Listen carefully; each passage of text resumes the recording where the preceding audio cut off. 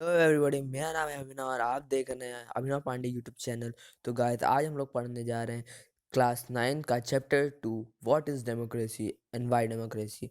तो इसमें सबसे पहले जो बात हुई है वो इसी पे बात हुई है कि किस प्रकार जो अ, लोग हैं वो डेमोक्रेसी को क्यों लेना चाहते हैं और क्या होती है ये डेमोक्रेसी। तो सबसे पहले हम लोग बचपन से पढ़ते आ रहे हैं कि democracy is a form of government in which rulers are elected by the people. तो कई ऐसी जगह थी जहाँ पे डेमोक्रेसी नहीं हुई थी, जिसमें से पहला एग्जांपल है हमारे चाइल्ड का, जहाँ पे पाइनोचेट रूल था। पाइनोचेट क्या होता है? जो चाइल्ड में जनरल वगैरह होते हैं, जैसे मिलिट्री के जनरल और स्टेट्समैन, उनका रूल था। पोलैंड में after the fall of communist rule, तो उसमें भी कम्युनिस्ट पार्टी के बाद मिलिट्री रूल था। जैसे कि पाकिस्तान में है, डिस्कस किया अगर आपको नहीं पता हो तो।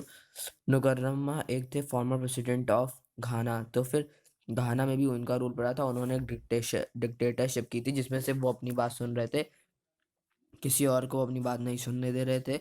अब सबसे पहले हम लोग डिफाइन करते हैं डेमोक्रेसी को। डेमोक्रेसी हम लोग को पता ही है, इसमें एक स्टोरी दी है एक स्टूडेंट और उसकी मैम के बीच में। स्टूडेंट का नाम है मैरी और मैम का नाम है लिंगडो मैडम। तो वो हम लोग डिस्कस नहीं कर रहे, हम जैसे सिंपल डेफिनेशन पे आए। तो जैसे हाईलाइटेड है कि democracy is a form of government in which the rulers are elected by the people. तो वही हम कहना चाहते हैं कि जिसमें रूलर्स पीपल के द्वारा इलेक्ट हो, वही डेमोक्रेसी कहलाती है।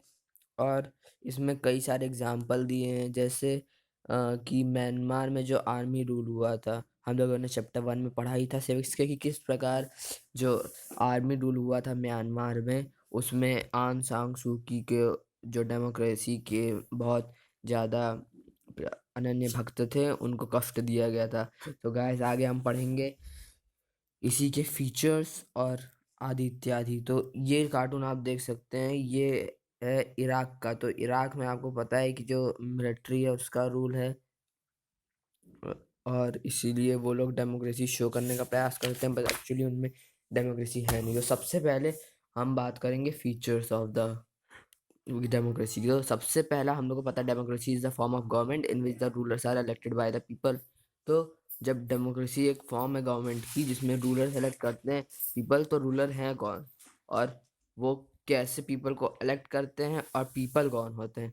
तो हम लोग को इतना पता है कि रूलर होते हैं जो रिप्रेजेंटेटिव होते हैं, जो कि खड़े होते हैं चुनाव में, इलेक्शंस में, और हम इलेक्शंस के जरिए इनको इलेक्ट कर सकते हैं। पीपल वो होते हैं everyone above 18 years of age, तो उनके पास वोटर आईडी होनी चाहिए। सिर्फ कुछ ऐसे चांसेस होते हैं जिसमें जो क्रिमिनल्स वगैरह होते हैं उन्हें वोट करने नहीं दिया जाता। नहीं, everyone who is above 18 years have right to vote. तो पहला फीचर है डेमोक्रेसी का, major decisions are taken by elected leaders. तो इसमें हम लोग को एग्जांपल दिया है पाकिस्तान का।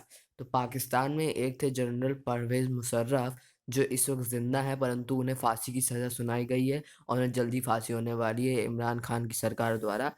तो जब जनरल परवेज मुशर्रफ थे, उन्होंने मिलिट्री कूप किया। मिलिट्री कूप मतलब उनने मिलिट्री का एक आंदोलन करके जो उस वक्त की लोकांकृत, मतलब जो डेमोक्रेटिकली इलेक्टेड गवर्नमेंट थी, उसको ओवरथ्रू कर दिया।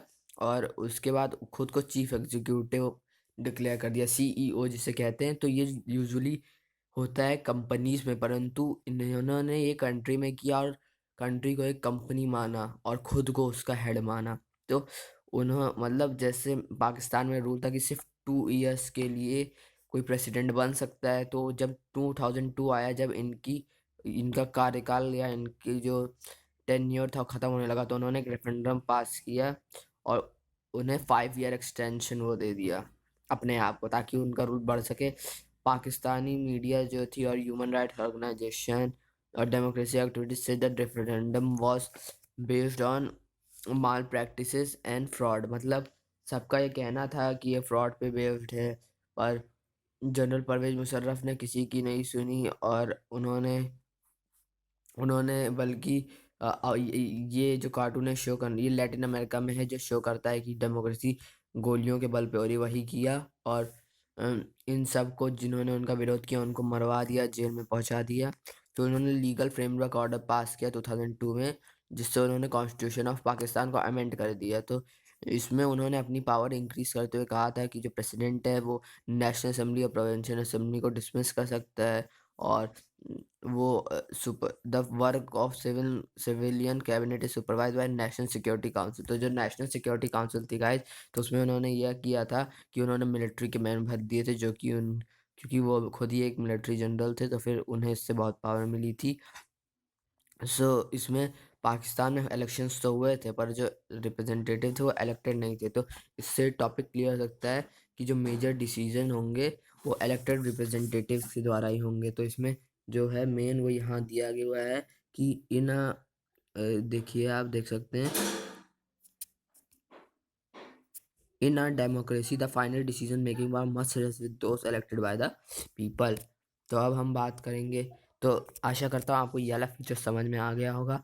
अब हम लोग अगला फीचर पढ़ने जा रहे हैं, जो कि है free and fair electoral competition. तो इन चाइना इसमें दिया गया है कि जो चुनाव होने चाहिए वो अच्छी तरीके से होने चाहिए। तो इसमें पहला एग्जांपल चाइना का दिया गया है, दूसरा मैक्सिको का दिया गया है। तो चाइना में ये हुआ था कि उसमें इलेक्शन जो होते हैं वो रेगुलरली 5 ईयर्स पे होते हैं, और परंतु जो उनकी पार्लियामेंट है क्वानगो रेनमिन डियाबो दाहुई, जिसे नेशनल पीपल्स कांग्रेस भी कहते हैं, उसके पास ही पावर होती है प्रेसिडेंट इलेक्ट करने की।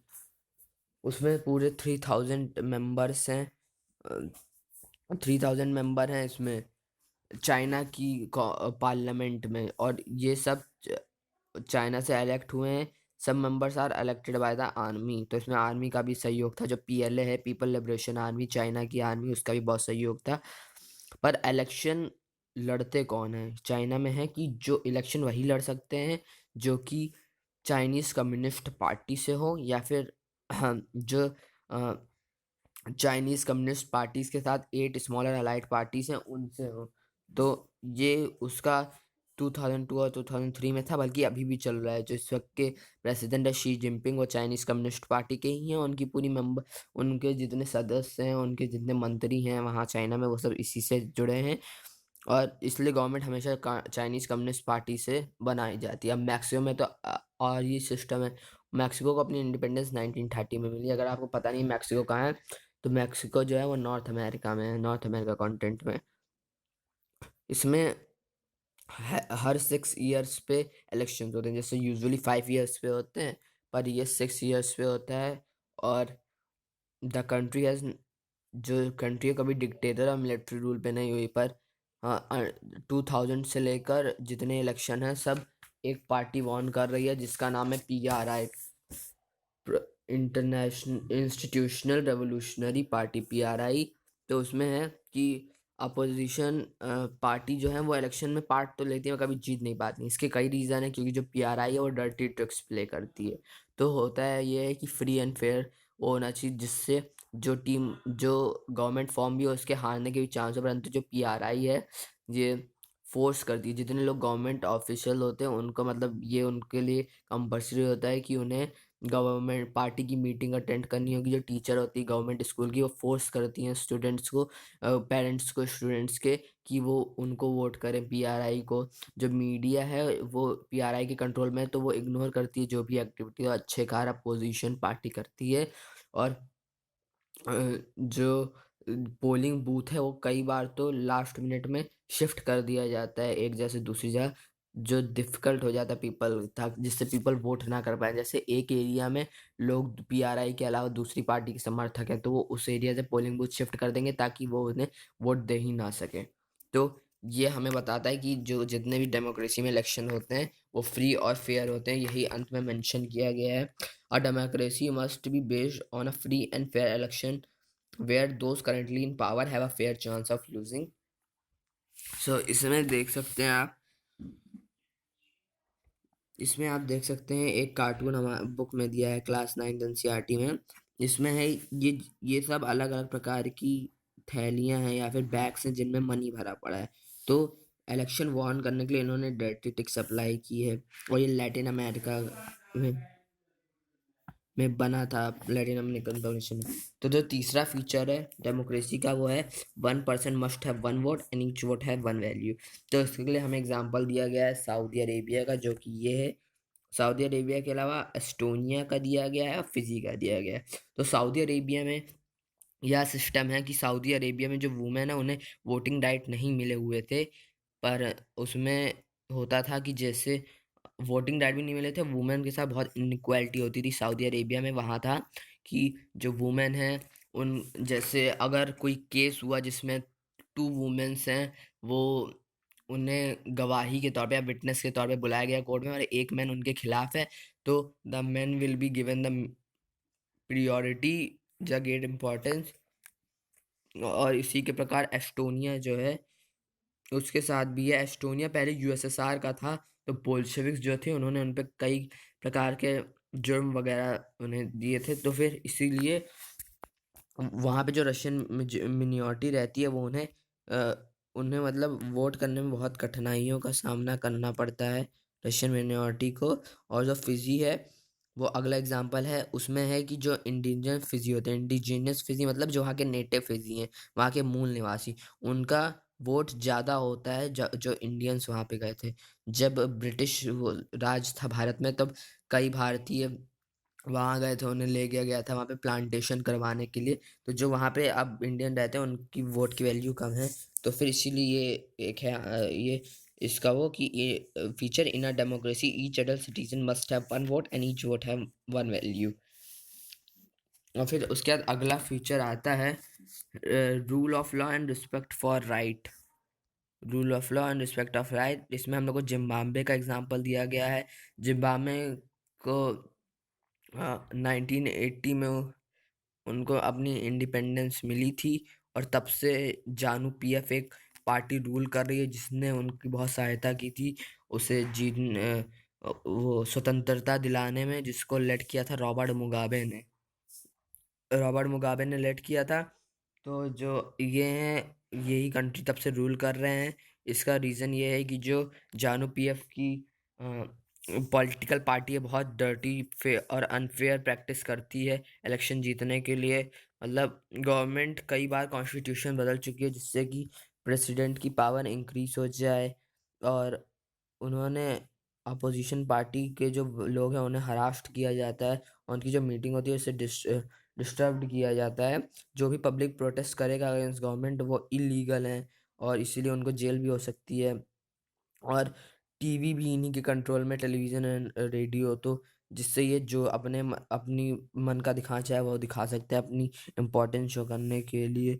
और जो न्यूज़पेपर है वो इंडिपेंडेंट है, पर जो गवर्नमेंट है वो इतना हराश कर देती है, और ताकि जर्नलिस्ट उनके खिलाफ लिख ही ना सके, जो लिखता है उसको बहुत ज़्यादा हराश करती हैं।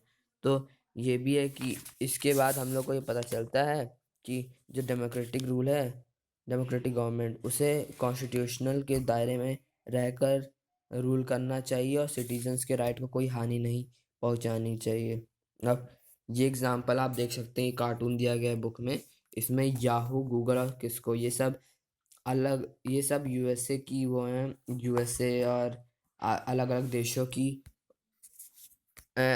अलग अलग देशों की ये वो हैं कंपनीज हैं। तो जो चाइना है उसने इन सारी कंपनीज को वहाँ बैन कर रखा है। वहाँ पे है कि वो लोग खुद ही की अपनी कंपनी बनाते हैं, वही चलती है वहाँ पे। तो तो यहाँ पे हम लोग को पता चल गया है कि जो उसकी पूरी उसमें मेन फीचर्स क्या हैं। तो democracy is a form of government in which the rulers are elected by the people, and rulers elected by the people take all the major decision. Election offer a choice and a fair opportunity to the people to change the current rulers.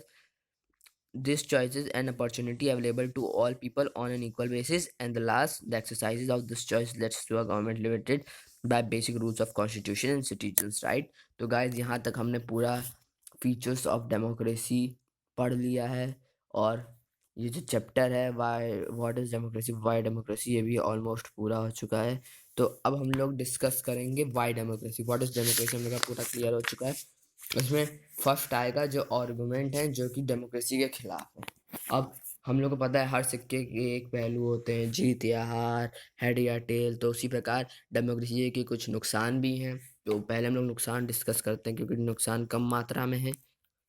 तो नुकसान में पहला आएगा कि leaders जो होते हैं वो चेंज होते रहते हैं हर वक्त डेमोक्रेसी में। तो जो इंस्टेबिलिटी लेट करती है, मतलब जैसे होता है कि अगर एक ही लीडर रहे कई दिनों तक तो लोग उसे समझ सकते हैं, वो लोगों की भावना समझते हैं, पर इसमें होता है डेमोक्रेसी में हर रेगुलरली मतलब या तो 5 साल के अंतराल पे या तो 6 साल के अंतराल में लीडर्स चेंज होते रहते हैं, तो जिससे इंस्टेबिलिटी आती है। तो डेमोक्रेसी जो होती है all about political competition and power play, there is no scope for minority. तो डेमोक्रेसी में चुनाव रेगुलरली होते हैं, सबके फेयर चांसेस होते हैं जीतने या हारने के। तो जो पॉलिटिकल पार्टीज हैं वो अपना पूरा दमखम लगा देती हैं चुनाव जीतने के लिए पूरे सोच समझ के। तो इसमें मतलब कोई भी भाईचारे का वो रहता ही नहीं है, वो लोग आपस के ही विरुद्ध हो जाते हैं। परंतु ऐसा नहीं है भारत में, आप देख सकते हैं अलग अलग पार्टीज हैं पर सब भारतीय हैं।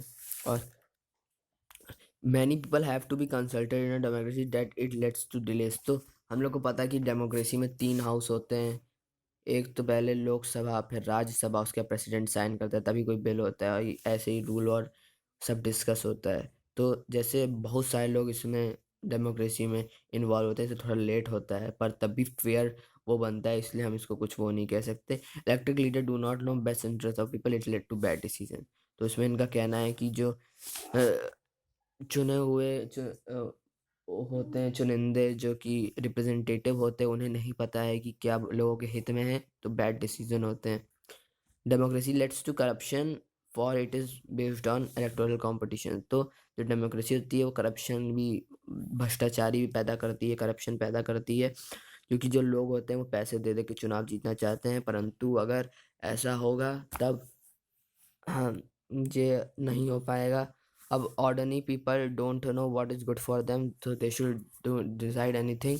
तो इसमें भी लोगों के बारे में बताया गया है। अब है आर्गुमेंट फॉर डेमोक्रेसी। तो इसमें पहले चाइना के फेमाइन का वर्णन किया गया जो 1958 और 61 में था, जो कि बहुत ही वर्स्ट फेमाइन था जिसमें 3 करोड़ लोग मारे गए थे। अब सबसे पहला है इसमें कि democratic government is a better government because it is more accountable form of government. तो ये तो हमें पता ही है कि जो डेमोक्रेटिक गवर्नमेंट होती है वो बेटर होती है क्योंकि बेस्ट अकाउंटेबल होती है। अब है democracy provided a method of deal with differences and conflicts. तो हम लोग को पता ही है कि जो डेमोक्रेसी होती है वो वहीं होती है जहाँ पे अलग अलग रिलीजन के लोग रहते हैं, तो वो लोग टुगेदर रहते हैं। तो इसमें डेमोक्रेसी बहुत अच्छा मेथड देती है ताकि कोई लड़ाई झगड़े या भेदभाव उत्पन्न ना हो। है कि democracy improve the quality of decision making. भले देर लगती है डेमोक्रेसी में पर इतने सारे पीपल इन्वॉल्व होते हैं, इसलिए वहाँ पे जो भी डिसीजन बनता है वो बहुत अच्छा बनता है। Democracy enhances the dignity of citizens. तो डेमोक्रेसी जो होती है वो इनकम पे बेस्ड नहीं होती, जैसे जो लोग जितना बढ़िया कर सकते हैं उनको उतना बढ़िया दिया जाता है। जैसे इसमें सबको इक्वालिटी शो की जाती है, वोट देने के लिए सबको एक ही लाइन में खड़ा होना पड़ता है, ये नहीं है कि जो अमीर है वो पीछे आगे खड़ा होगा, जो गरीब है वो पीछे खड़ा होगा। अब है लास्ट स्क्यू is democracy is better than other form of government because it allows to correct our own mistake. तो ये हम लोग को अलाउ करती है कि हम लोग अपनी मिस्टेक सही सही कर सकें। जैसे हम लोगों ने एक बार गलत रिप्रेजेंटेटिव को चुना, उसने कोई कार्य नहीं किया, तो हम दूसरी बार उसको हटा भी सकते हैं। तो ये भी डेमोक्रेसी की बहुत अच्छी बात है। अब ब्रॉडर मीनिंग है डेमोक्रेसी की। डेमोक्रेसी 2 प्रकार की होती है, एक रिप्रेजेंटेटिव डेमोक्रेसी और एक डायरेक्ट डेमोक्रेसी। तो रिप्रेजेंटेटिव में होती है कि पीपल जो होते हैं वो अपने रिप्रेजेंटेटिव को चुनते हैं और जो मेजर डिसीजन होते हैं वो उन्हीं के द्वारा होते हैं। और डायरेक्ट डेमोक्रेसी में ये होता है कि जो डेमोक्रेसी होती है उसमें सारे देश के सारे लोग बैठते हैं और वो एक साथ डिसीजन लेते हैं, पर वो डायरेक्ट डेमोक्रेसी वहीं फॉलो होती है जहाँ कम लोग होते हैं। तो रिप्रेजेंटेटिव डेमोक्रेसी के एग्जांपल हैं इंडिया और सब, और डायरेक्ट डेमोक्रेसी का स्विट्ज़रलैंड। Thank you. अगर आपको ये समझ में आया और आप चाहते हैं कि मैं और वीडियोस डालूं तो आशा करता हूँ आपको ये सब समझ में आया होगा। और अगर आप चाहते हैं कि मैं और वीडियो डालूं तो आप मेरे चैनल को सब्सक्राइब कर दीजिए, वीडियो को लाइक कर दीजिए और कमेंट में ज़रूर बताएं कि आप किस चैप्टर पे वीडियो चाहते हैं क्लास 9 से।